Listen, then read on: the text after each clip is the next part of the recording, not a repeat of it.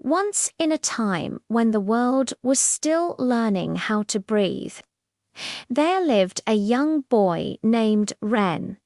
Wren's home rested at the border of vast golden rice terraces that shimmered like sunlight turned to earth. Beyond the terraces rose gentle hills of soft blue stone, glowing lavender each evening as the sun sank behind them. Clusters of bamboo grew between the hills, their tall stalks swaying and sighing with every passing breeze. And high above all of it drifted tiny cotton clouds, slow and unhurried, as though they too were enjoying the peaceful world below. But even with so much beauty embracing him, Wren felt very alone. No other children his age lived nearby. His older sister had friends in the next village. His mother spent her days tending the fields. His father worked far from home.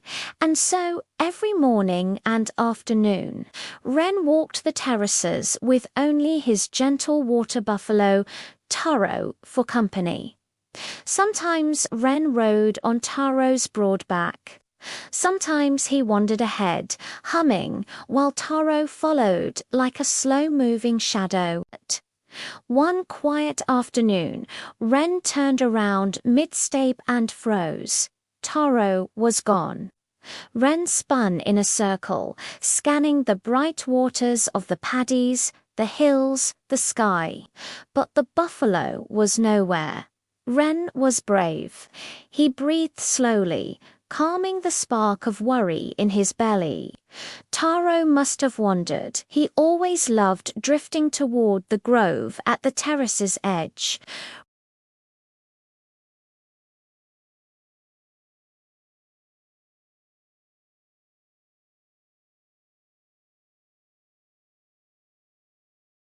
Wren hesitated only a moment before slipping off his sandals and stepping into the mud. It was cold and soft, squishing between his toes.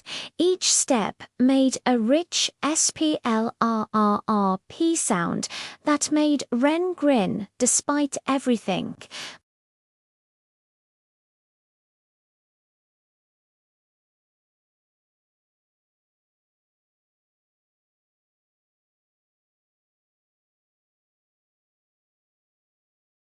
Wren climbed up and wiped his feet, eyes fixed on the bamboo grove ahead. The stalks were tall and slender, leaves long and bright, brushing one another with a feathery whisper whenever the wind wandered through. Wren started walking toward them, but stopped fast.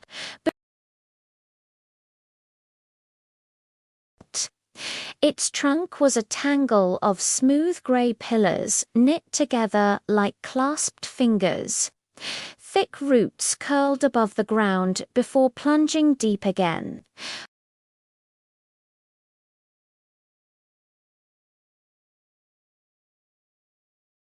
It was a spirit figure, ancient tree whispered about in evening stories.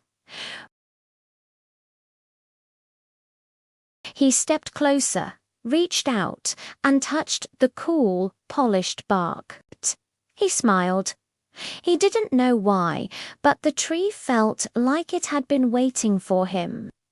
Then a soft laugh drifted from the branches above. Wren jumped back, heart racing. He blinked up into the dappled sunlight filtering between leaves, but saw no one. He shook his head, ready to keep walking, until a small voice said, "Please wait. I want to talk to you." Wren looked up aghast, his breath caught. A girl about his age sat gracefully among the branches.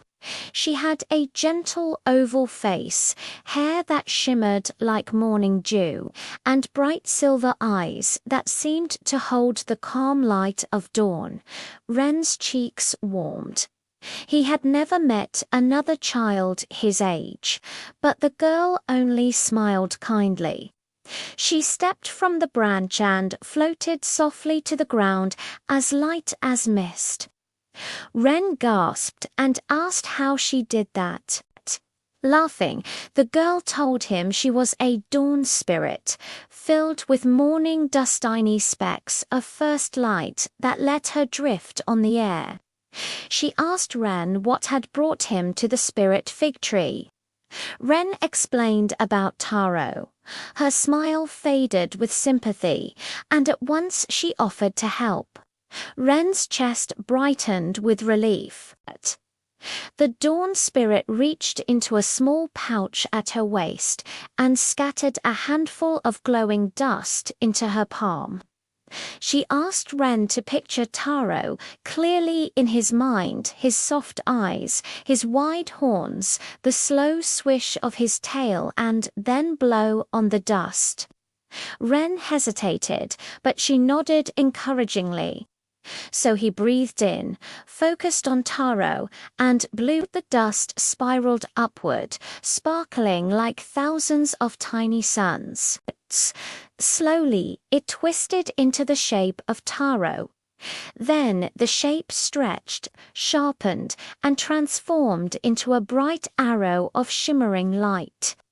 It spun twice, then pointed straight toward the bamboo forest. The spirit nodded. Taro had gone that way. Still amazed, Wren followed beside her as the two walked toward the forest. They talked, they laughed, they chased their shadows on the ground. Wren felt warmth blooming where loneliness used to sit, and the spirit seemed delighted to have a human friend. Soon they found Taro. He was stuck in a marshy pocket between the bamboo hidden pit of thick, clinging mud.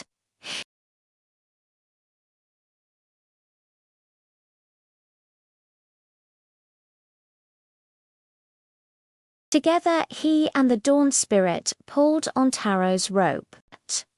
Wren dug his heels into the earth. The spirit floated backward with steady strength, and after much effort, plus a small sprinkle of morning dust arrow, heaved free with a heavy wet slurp. But Wren saw the buffalo's leg was hurt.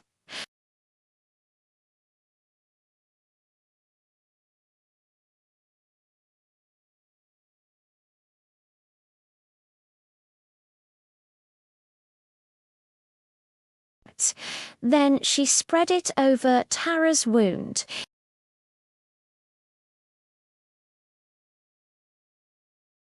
Taro snorted gratefully and licked both Wren and the spirit, making them burst into giggles. The three made their way out of the grove, joking and talking, until they reached the spirit fig tree once again.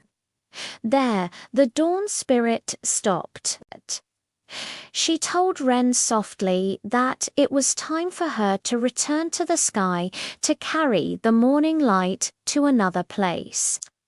Wren's smile wavered, but she squeezed his hand and reassured him whenever he needed her, the spirit fig tree would guide him. Wren nodded bravely. He watched as she rose into the branches, her form glowing brighter and brighter until she disappeared in a glimmer of soft gold. He whispered goodbye, then turned homeward. By the time Wren arrived, he was tired, muddy, and very late.